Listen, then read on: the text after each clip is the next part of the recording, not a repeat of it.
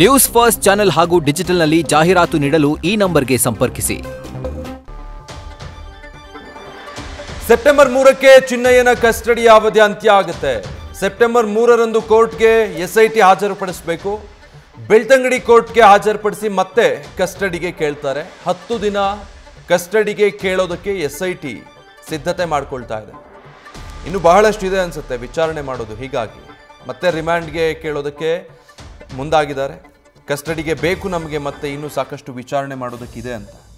September 3ನೇ ತಾರೀಕಿನವರೆಗೆ ಈತನ custody ಇದೆ. ಸದ್ಯ 3ನೇ ತಾರೀಕಿಗೆ ಅದು ಅಂತ್ಯ ಆಗುತ್ತೆ. ಅದಾದಮೇಲೆ ಮತ್ತೆ ಕೋರ್ಟ್ ಮುಂದೆ ಹಾಜರುಪಡಿಸಿ ಆಮೇಲೆ ನಮಗೆ ಮತ್ತೆ ವಿಚಾರಣೆಗೆ ಆತನನ್ನು ಕಸ್ಟಡಿಗೆ ಕೊಡಬೇಕು ಅಂತ ಕೇಳಬೇಕು ಎಸ್ಐಟಿ ಅಧಿಕಾರಿಗಳು.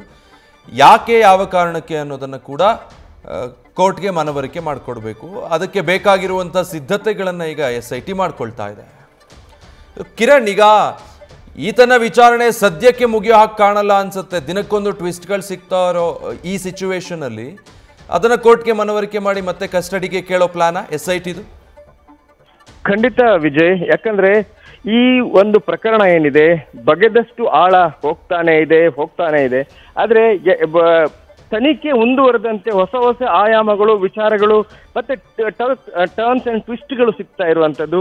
ಮೊದಲು ಯಾವ ರೀತಿ ಈ ಒಂದು ಪ್ರಕರಣ ಕಾಣ್ತಾ ಇತ್ತು, ಈಗ ತನಿಖೆ ಆತನನ್ನ ದೂರುದಾರನನ್ನ ವಶಕ್ಕೆ ಪಡೆದು ತನಿಖೆ ಆರಂಭ ಮಾಡಿದಂತೆ ಹಲವಾರು ಟ್ವಿಸ್ಟ್ ಅಂಡ್ ಟರ್ನ್ಸ್ಗಳು ಸಿಗ್ತಾ ಇದ್ದಾವೆ. ಕೆಲವು ಈ ಒಂದು ಸಂಪರ್ಕಗಳು, ಕೆಲವು ವ್ಯಕ್ತಿಗಳ ಸಂಪರ್ಕಗಳು ಸಿಗ್ತಾ ಇರುವಂತದ್ದು. ಈ ಹಿನ್ನೆಲೆಯಲ್ಲಿ ಈ ಎಲ್ಲಾ ಪ್ರಕರಣ ತುಂಬಾ ಕುತೂಹಲ ಕೇಳಿಸ್ತಾ ಇದೆ. ಹಾಗೇನೆ ಪೊಲೀಸ್ ಅಧಿಕಾರಿಗಳಿಗೂ ಕೂಡ ಈ ಒಂದು ತನಿಖೆ ಮುಂದುವರೆದಂತೆ ಹೊಸ ಆಯಾಮಗಳಿಗೆ ತೆರೆದುಕೊಳ್ತಾ ಇರುವಂತದ್ದು. ಈ ಹಿನ್ನೆಲೆಯಲ್ಲಿ ಆತನನ್ನ ಮತ್ತೆ ಕಸ್ಟಡಿ ಕೇಳುವಂತಹ ಎಲ್ಲಾ ಸಾಧ್ಯತೆಗಳು ಇದಾವೆ. ಈಗಾಗಲೇ 3 ಅಂದ್ರೆ ಸೆಪ್ಟೆಂಬರ್ 3ರವರೆಗೆ ಆತನ ಕಸ್ಟಡಿ ಇದೆ. ಅಂದ್ರೆ 2ನೇ ತಾರೀಕಿಗೆ ಅವರು ನ್ಯಾಯಾಲಯಕ್ಕೆ ಹಾಜರುಪಡಿಸಬೇಕು. ಆದ್ರೆ ನ್ಯಾಯಾಲಯಕ್ಕೆ ಹಾಜರುಪಡಿಸಿದ ಸಂದರ್ಭದಲ್ಲಿ ಮತ್ತೆ 10 ದಿನಗಳ ಕಾಲ ಆತನನ್ನ ಮತ್ತೆ ಕಸ್ಟಡಿಗೆ ಕೇಳುವಂತಹ ಸಂದರ್ಭ ಇದೆ.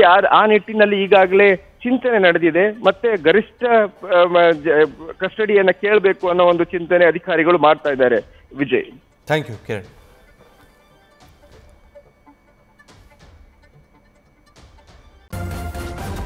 ನ್ಯೂಸ್ ಫಸ್ಟ್ ನಿರ್ಭೀತಿಯಿಂದ ನಿಮ್ಮ ಪರವಾಗಿ.